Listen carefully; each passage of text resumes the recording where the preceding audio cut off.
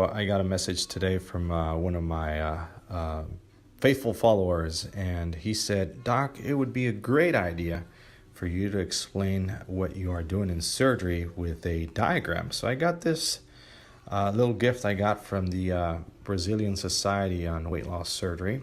It will help us, help us show you what I do by doing a sleeve surgery. This is, of course, a diagram only, not even real size. And what we do on surgery is we will remove the stretchy part of the stomach. This is the part that you see that we pull out during surgery. Of course, this is the long, narrow tube that's left behind. And this is a reason it's called a sleeve. Let me show you, because let me see if I can take this out with one hand. I guess I can. There it is. All right, so this would be the part that's removed and taken out, and this is the part that's left behind. And the reason it's called a sleeve, it's because it's a long, narrow tube right here. And remember that the entrance of the stomach is the one you're born with. It's the same one, long, narrow tube, now the sleeve, and the exit of the stomach right here. Intestine is left untouched completely, so the absorption of nutrients is 100%. So again, this is roughly about 70-80% of the stomach that's taken out. This is about 25% that's left in the patient. And this is the part of the stomach that we pull out, that you see pull out.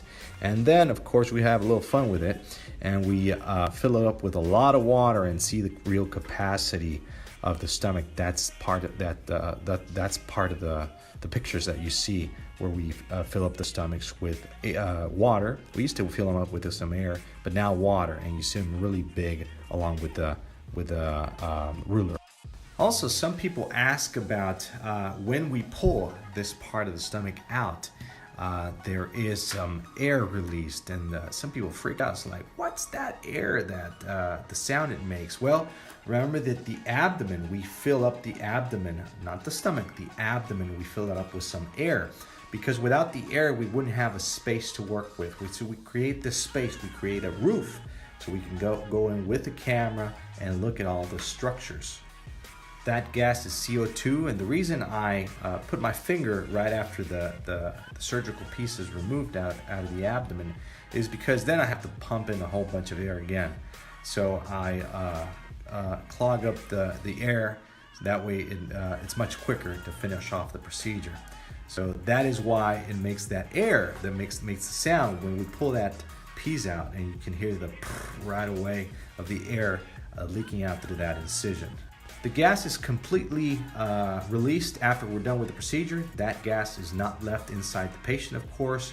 We release it completely. We have a special suctioning device that completely sucks it out, and that's gone. So it's not the gas the patients feel right after surgery. That's a totally different gas. That's gas inside the new little sleeve, and little bubbles of air builds up in there, and it's very uncomfortable.